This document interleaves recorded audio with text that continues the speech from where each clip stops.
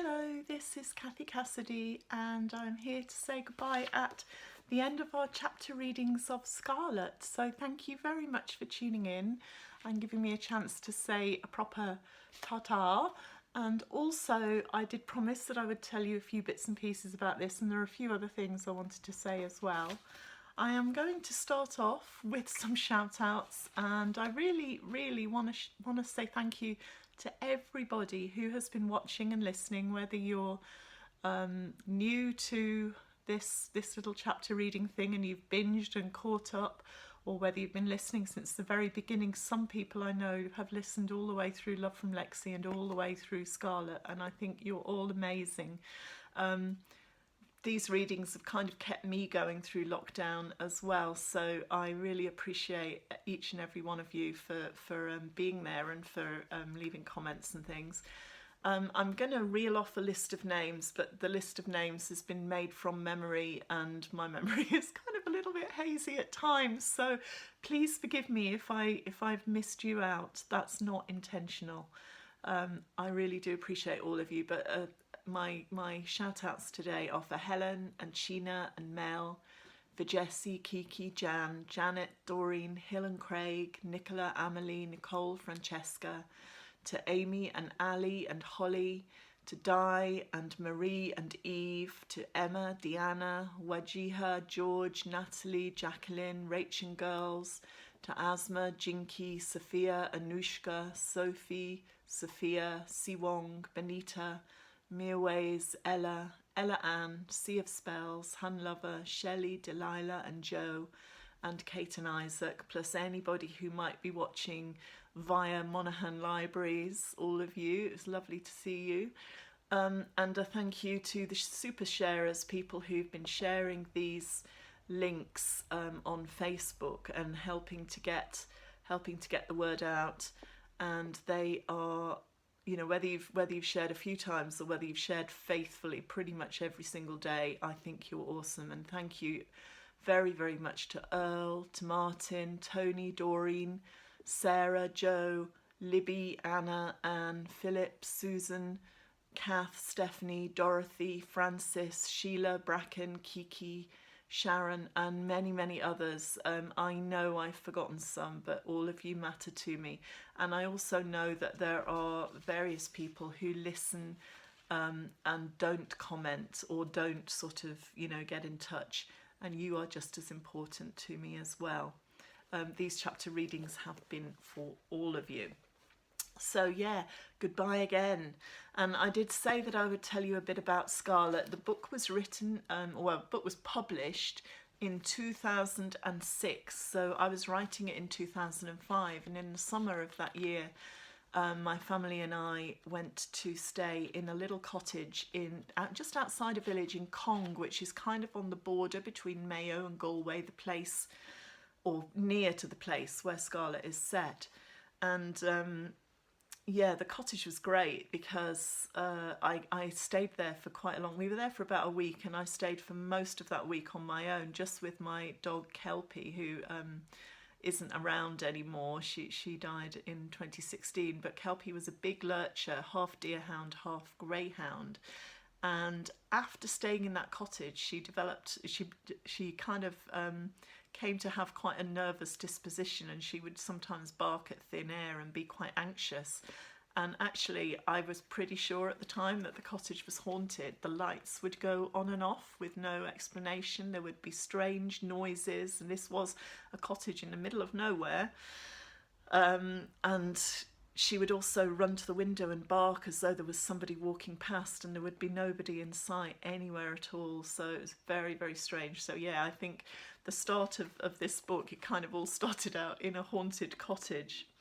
And near to the area that we were staying, we did explore beautiful, wild and quite remote countryside, and I found a loch that I based Loch Coil on. And beautiful, dramatic and very rugged scenery, which I love. I absolutely love the west coast of Ireland.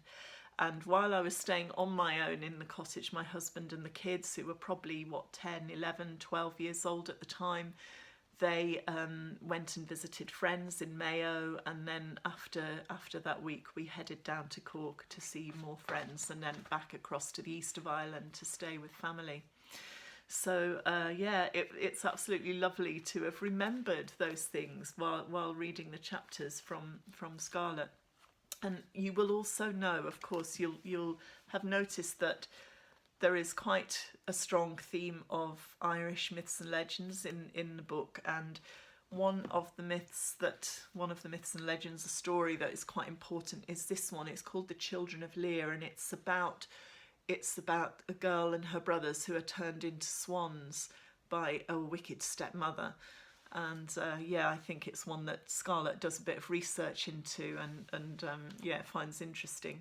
And I absolutely love this story, and this is a picture book of it that we bought in Ireland, I think probably, you know, on one of many trips to Ireland, but this time probably when the kids were quite a bit younger. But I love picture books, and I've kept all the picture books that we had from when the kids were little, just because I love them so much. I don't think that children's books are for children alone. I think they are for all of us, and I believe that quite a few of you viewing might agree with me, because not all of you will be in my usual age range for the stories, and it kind of does prove that a good story is for anybody, whatever their age. The other thing that is a bit of a theme in the story is the wishing tree at the head of Loch Coyle, and I've also seen lots of wishing trees in Ireland. They're always in quite quiet and remote places. I found one once, it was in the grounds of an old ruined monastery, but it's actually quite an old pagan kind of tradition to tie rags and handkerchiefs and ribbons and so on onto a tree as a way of making a prayer or a wish. And yeah, so that became quite an important symbol in the story. And I did actually make a wishing tree in my garden when I was writing the book. I lived in Galloway in southwest Scotland, very middle of nowhere place, and I didn't have a hazel tree to do that too, so I used a hawthorn, which is also quite a magical tree, as tradition would have it.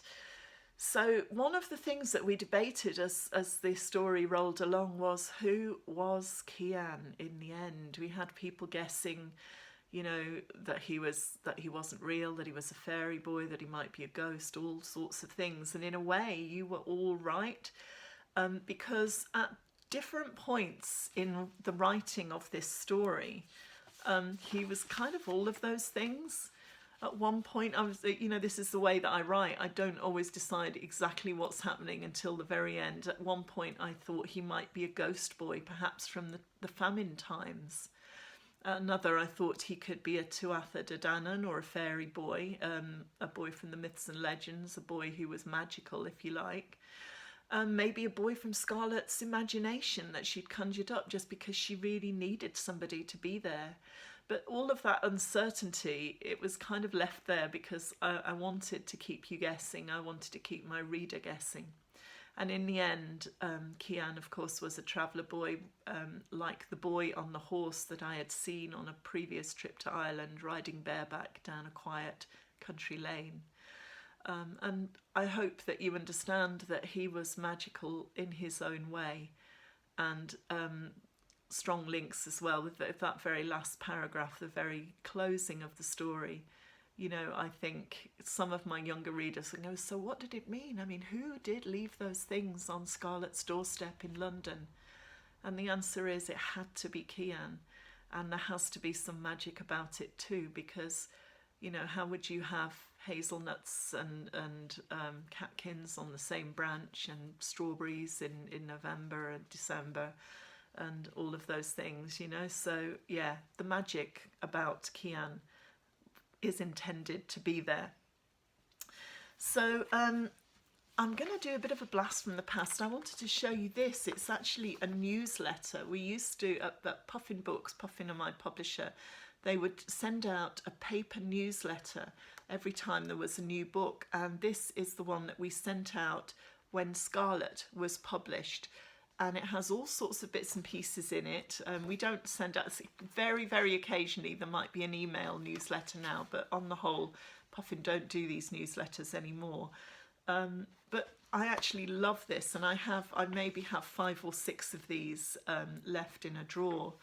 And I was just I don't even know if I can get this. Oh yeah, look, you can see that's a picture of me with the wishing tree from my house in Galloway. You can see all the red cloth tied onto it. There are lots and lots of things in the newsletter. A lot of them are not relevant. It's competitions that, you know, are long, long gone, and a text club that we had that doesn't run anymore. But there is a little bit about the wishing tree, which I think is cool, and it maybe tells you how to make your own and what to expect from a wishing tree, perhaps. There are some very cool recipes.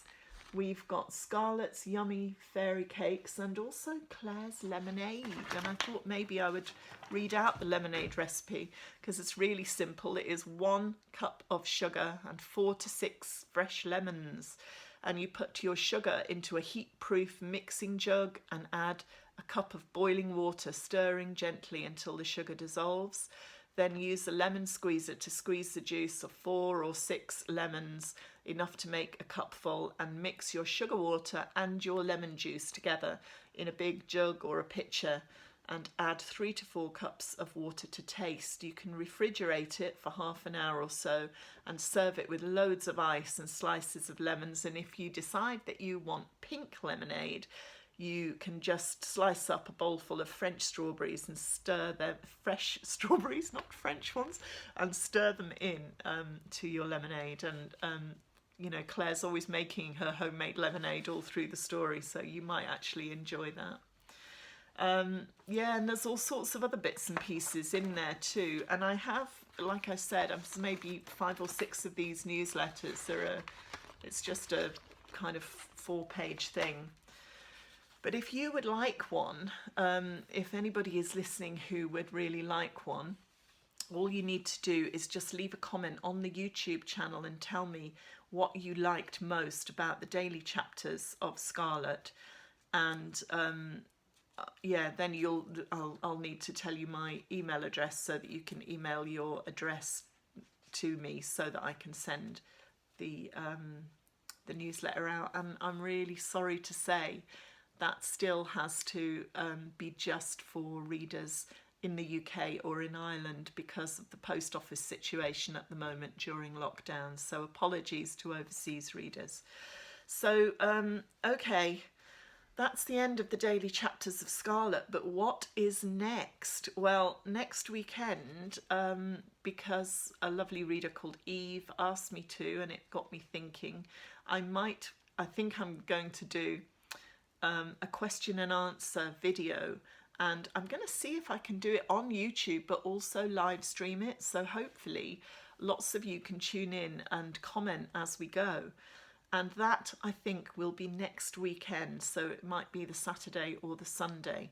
And if you want to stay up to date on that, you can give me an ad on Facebook. You can either join the Facebook fan page, which is just a page that you can just like, and that's fine, or you can go to my personal Facebook page, because I kind of feel that we're all friends now, after all, after going through these chapters and all the comments and that. I will accept you, but if I don't for some reason accept you, send me a little message and say, oh, it's me from the YouTube channel, please accept me, and I will, because then you will get the heads up about when this is going to happen. And then the other thing is that in early July there will be a launch video for my new book Forever Phoenix, and normally at this point, just a few weeks before a new book is published, I would have a copy of that book to be able to show you, but because of lockdown I don't. Nothing has appeared yet, and I think everything is going to go right up to the wire with this book. But Forever Phoenix is the 4th and final book in the Lost and Found series. So Love from Lexi was the first, then we had Sammy's Silver Lining, then Sasha's Secret, and Forever Phoenix is the final one. And it's about a very sparky girl who's always getting into trouble, but she's quite a different character from Scarlet. There will also be a virtual launch event for that book. We don't know what form that will take, whether it will be YouTube, whether it will be a Zoom thing, but you are all welcome to watch. If you've never seen a book launch or a live author event, this is your opportunity to do it. And of course, wherever you are in the world, this is something that you can do. So I think that's it. Come Monday, I've actually got to go back to work because yeah, I've been busy and I've been editing and I've been doing all kinds of things. Been doing virtual events and this, that, and the other. Chapters and a non-fiction book that I'm doing for a fabulous friend, and judging a competition. But I have had a phone call from my publishers in France saying, oh, we'd quite like to know when this book is going to arrive, so I better get writing. I will miss you guys very, very much, and I'm so grateful to all of you for keeping me company during lockdown. I am trying to think of how to turn this YouTube channel into a kind of Kathy Cassidy book group. So if you have any ideas for how that could work, please let me know. We are all friends now, so please do join me on Facebook if you can, the fan page or personal, it's fine. On Instagram, you're welcome to follow along as well, but I can't follow back on Instagram. But hopefully I will see you next weekend for the questions and answer session. And remember, if you do have some questions for that, just pop them below this video and I will try to answer as many as I can. See you next weekend. Take care and thank you, and stay safe and keep smiling.